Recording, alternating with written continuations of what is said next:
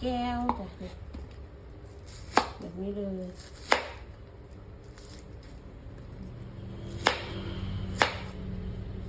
เสริมนะจ๊ะบ้านเฮาเอิ้นเสริมหน่อไม้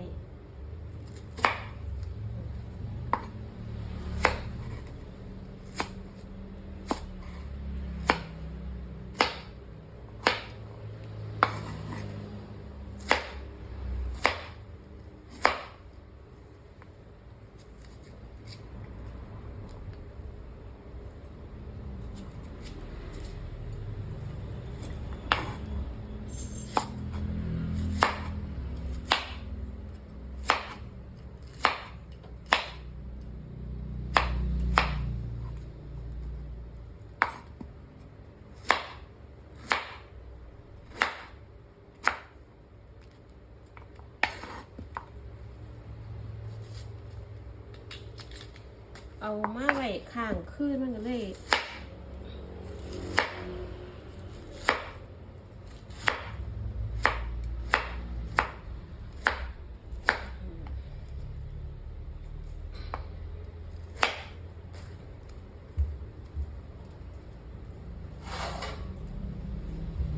นี่จ้าเราก็จะเอาไปต้มค่ะ